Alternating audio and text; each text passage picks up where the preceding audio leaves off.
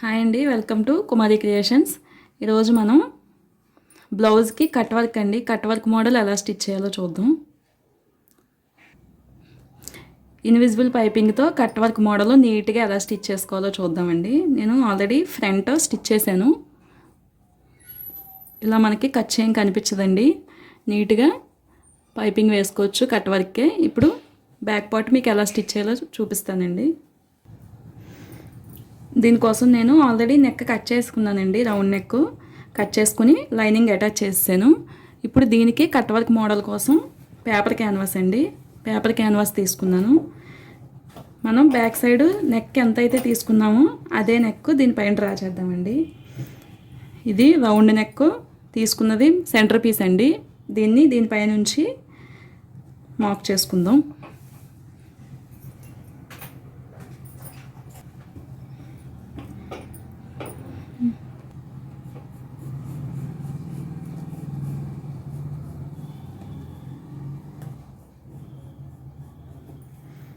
ఇలా సేమ్ ఈ నెక్ ఎలా అయితే ఉందో అలానే మార్క్ చేసుకుని కట్ చేసుకుందామండి.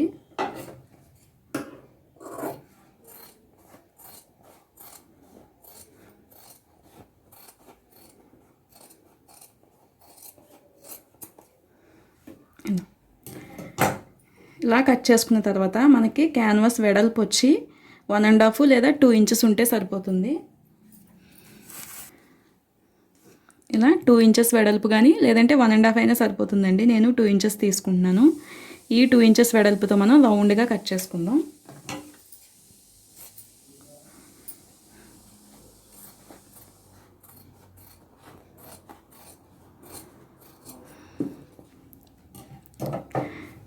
ఇలా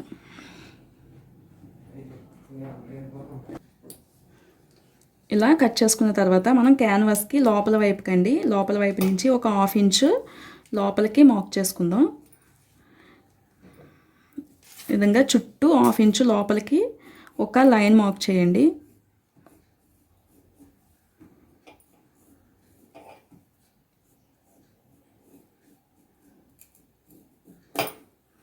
ఇలా కరువు మీకు ఈ విధంగా సరిపోతుంది. ఇంకా కరువు మీకు ఎక్కువ కావాలి అనుకుంటే 3/4 ఇంచు మార్క్ చేసుకోండి.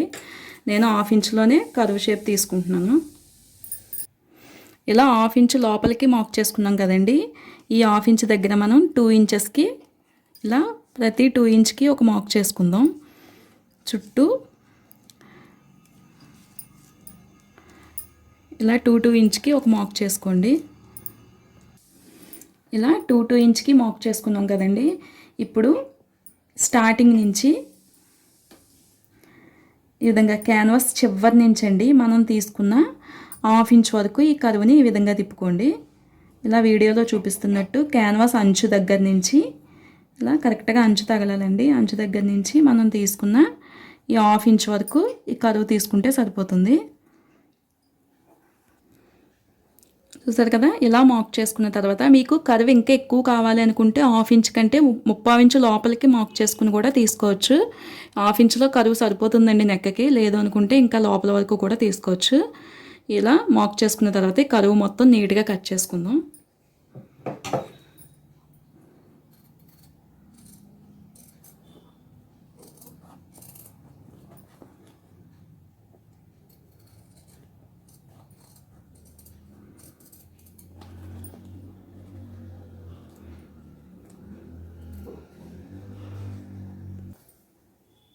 ఇలా మొత్తం కర్వ్స్ అన్నీ నీట్గా కట్ చేసుకున్నాం కదండి.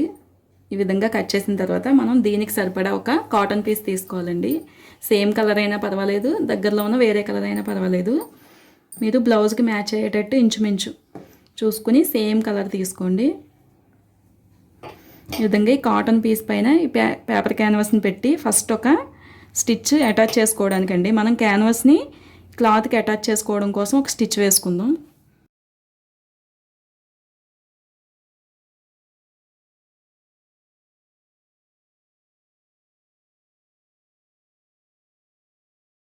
ఇలా ఈ విధంగా అటాచ్ చేసుకోవాలండి. లేదు మీరు ఇలా కుట్టు వేసుకోకుండా ఐరన్ కూడా చేసుకోవచ్చు. నేనైతే ఒక స్టిచ్ వేసుకున్నానండి.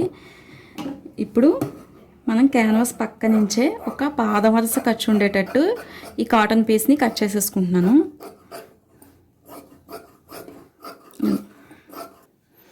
ఇలా కట్ చేసుకున్న తర్వాత ఈ పావించి ఖర్చుని మనం ఇలా క్యాన్వాస్ పైకి మడిచి ఒక స్టిచ్ వేసుకోవాలండి.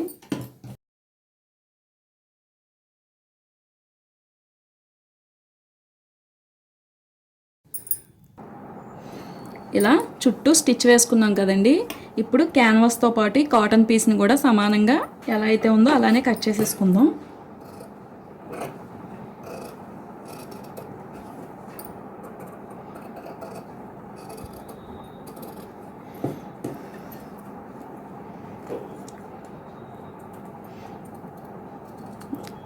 ఇలా క్యాన్వాస్ పక్క నుంచి మనం క్లాత్ మొత్తాన్ని కట్ చేసుకోవాలి. ఇలా ఈ విధంగా క్లాత్ మొత్తాన్ని కట్ చేసేసుకున్నామండి. ఇప్పుడు పైపింగ్ కోసం నేను ఆల్రెడీ పైపింగ్ తయారు చేసుకున్నాను. దీనికోసం ఒక పావించి ఖర్చు ఉంచుకుని మిగిలిందంతా కట్ చేసేసుకున్నానండి. ఇప్పుడు దీనికి మనం పైపింగ్ వేద్దాం.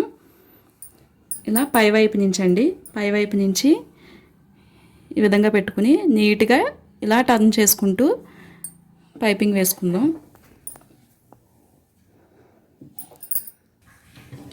ఇలా థ్రెడ్ పక్క నుంచే స్టిచ్ వేసుకుని మనం కరెక్ట్గా ఈ టర్నింగ్ వచ్చేటప్పుడు ఇక్కడండి పాయింట్ దగ్గర సూది దించుకుని అప్పుడు టర్న్ చేసుకోవాలి.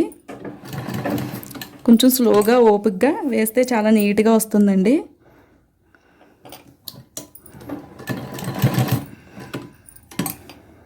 ఇలా కరెక్ట్గా పాయింట్ దగ్గర మీరు సూదిని ఈ విధంగా కరెక్ట్గా దించి అప్పుడు టర్న్ చేసుకోవాలి.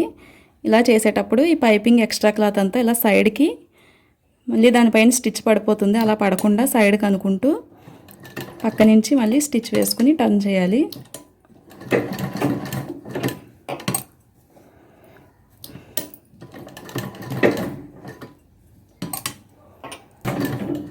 ఇలా కరెక్ట్గా సూదిని దించి ప్రతి దగ్గర ఇలా సూదిని దించి క్లాత్ మొత్తాన్ని ఇలా పక్కకి మళ్ళీ దానిపైన స్టిచ్ పడితే మనకి నీట్గా రాదండి.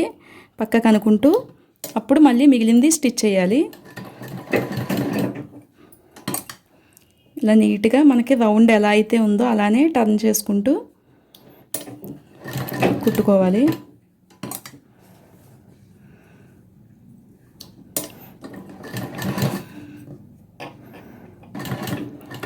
ఇలా ప్రతి చోట సూదిని దింపుకుంటూ మొత్తం రౌండ్స్ అన్నీ నీట్గా చూసారు కదా, ఈ విధంగా నీట్గా కుట్టుకోవాలండి. ఇలా మొత్తం రౌండ్స్ అన్నీ తిప్పుకోవాలండి. ఇప్పుడు మనకి ఎక్స్ట్రా క్లాత్ ఉంది కదా, ఈ సెంటర్లో ఉన్న ఎక్స్ట్రా క్లాత్ని కట్ చేసేసుకుందాం. ఇలా ఎక్స్ట్రా క్లాత్లన్నీ మనకి కుట్టేటప్పుడు అడ్డు లేకుండా ఉంటాయండి. మొత్తం క్లాత్లన్నీ కట్ చేసుకుందామండి.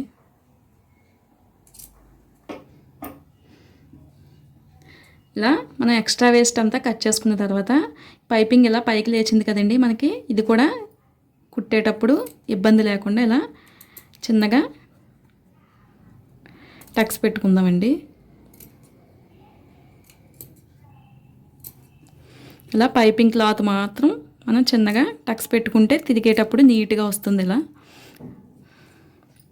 ఇలా అక్కడక్కడ మనం టక్స్ పెట్టుకోవడం వల్ల కుట్టేటప్పుడు మనకి క్లాత్ అడ్డు రాకుండా నీట్గా వంగుతుందండి. లేదంటే ఇలా పట్టుకుని ఉండిపోతుంది, లాగి పెట్టకుండా ఉంటుంది నీట్గా. ఇప్పుడు మనం ఇది మెయిన్ క్లాత్ అండి, మెయిన్ పీస్. ఆల్రెడీ మనం రౌండ్ నెక్ కట్ చేసుకున్నాం కదా. ఇప్పుడు దీన్ని పైపింగ్ ఇలా వెనక వైపుకి ఇలా సెంటర్ చూసుకుని కరెక్ట్గా అడ్జస్ట్ చేసుకుని మీరు అక్కడక్కడ మనం గుండె పిన్నెలు పెట్టుకోవడం వల్ల కదలకుండా ఉంటుంది. ఇలా సమానంగా క్యాన్వాస్ ఇంకా బ్లౌజ్ ఎడ్జ్ రెండు కలిసి ఉండేటట్టు ఇలా చూసుకొని మనం ఇలా పిన్నెలు పెట్టుకుంటే కదలకుండా ఉంటుందండి.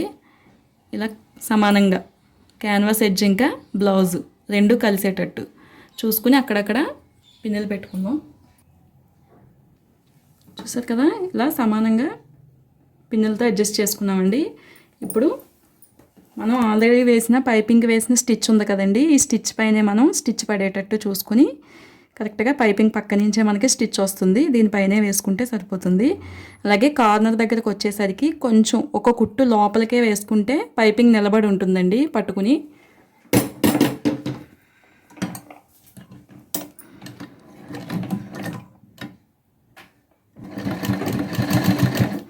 ఇలా ఈ కుట్టు పైనే వేసుకుంటూ మనం ఆల్రెడీ కట్స్ పెట్టుకోవడం వల్ల పైపింగ్ మనకి క్లాత్ అయితే అడ్డు రాదండి, చూసుకుని క్లాత్ పైన కూడా పడకుండా ఇలా మనం కార్నర్ దగ్గరికి వచ్చేటప్పటికి ఒక కుట్టు, జస్ట్ ఒక స్టిచ్ మనకి థ్రెడ్ పైన పడేటట్టు వేసుకుని అప్పుడు తిప్పండి. ఇలా చూస్తున్నారు కదా.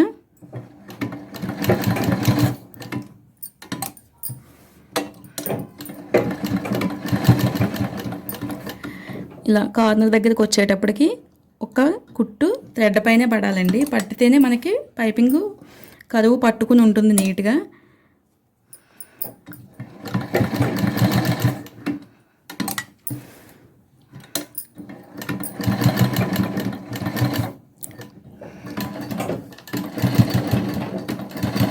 ఈ విధంగా అదే స్టిచ్ పైన పడుతూ మనకి కార్నర్ దగ్గరికి వచ్చేటప్పటికి జస్ట్ ఒక్క కుట్టు మనం థ్రెడ్ పైకి వచ్చేటట్టు పెట్టి అప్పుడు టర్న్ చేయాలండి. ఇలా మొత్తం మనం స్టిచ్ చేసుకుందాం. ఇలా చుట్టూ స్టిచ్ చేసుకున్నానండి. ఇప్పుడు మనం ఈ ఎక్స్ట్రా క్లాత్ ఉంది కదా, మెయిన్ క్లాత్కి మనకి ఎక్స్ట్రా ఉంది కదా, ఈ ఎక్స్ట్రా అంతా నీట్గా కట్ చేసుకుందాం. కార్నర్స్లో ఇలా నీట్గా కట్ చేసుకునేటప్పుడే మనం చిన్నగా ఇక్కడ లోపలికండి కరువు తిరిగే దగ్గర చిన్నగా కుట్టు కట్ అవ్వకుండా ఇలా చిన్నగా టక్స్ పెట్టుకుందామండి. ఇలా ఈ వేస్ట్ కట్ చేసుకుంటూ ఇలా కరువు తిరిగే దగ్గర అండి మనం అలా పెట్టుకోవడం వల్లే మనకి కరువు నీట్గా తిరుగుతుంది. ఈ వేస్ట్ కట్ చేసిన తర్వాత ఇలా కుట్టు కట్ అవ్వకుండా చిన్నగా టక్స్ పెట్టుకుందాం.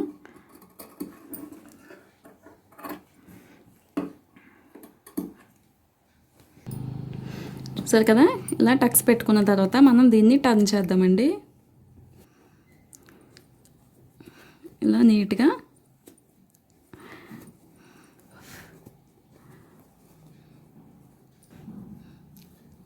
చూసారు కదా, మొత్తం ఇలా బయటికి తిప్పుకున్న తర్వాత ఇలా కార్నర్స్ ఉన్నాయి కదండి, కార్నర్స్ దగ్గర కొంచెం అటు ఇటు అనుకుంటే మనకి నీట్గా వచ్చేస్తుంది. ఆల్రెడీ మనం థ్రెడ్ పైన ఒక కుట్టు పడేటట్టే వేసాం కాబట్టి కరువు కూడా నీట్గా వస్తుంది. ఇలా కార్నర్స్ దగ్గర ఇలా అనుకుంటే మనకి లోపల క్లాత్ అడ్జస్ట్ అయిపోతుందండి. ఇలా ఈ విధంగా మనకి ఇలా కుట్టు లోపల వైపు వరకు వేసాం కాబట్టి నీట్గా వచ్చింది. చూసారు కదా, కరువు కూడా మనకి పట్టుకుని ఉంటుంది. కొంచెం కరువు దగ్గర ఇలా అనుకుంటూ పైపింగ్ ఏమైనా లోపలికి ఉంటే బయటికి ఇలా లాక్కుంటూ నీట్గా ఇలా టర్న్ చేసుకుంటామండి. చూసారు కదా, పైపింగ్ ఇలా ఇన్విజిబుల్ పైపింగ్ మనకి చాలా నీట్గా వేసుకోవచ్చండి. ఇది మనం హ్యాండ్ వర్క్ చేసుకుంటే సరిపోతుంది. చాలా నీట్గా ఇలా వేసుకోవచ్చు. మనకి కొంచెం లైట్ కలర్ కాబట్టి కనిపించట్లేదండి, ఫుల్ ఆపోజిట్ కలర్స్ అయితే ఇంకా నీట్గా కనిపిస్తుంది. ఇలా దీనిపైన మీరు ఐరన్ చేసేసుకుంటే ఇంకా నీట్గా వస్తుందండి. లేదు ఐరన్ కాకుండా మీరు పైన ఇంకొక స్టిచ్ వేసుకున్నా బాగానే ఉంటుందండి. చూసారు కదా, వీడియో కనుక నచ్చినట్లయితే లైక్ చేయండి, మా ఛానల్ని సబ్స్క్రైబ్ చేసుకోండి. Thanks for watching.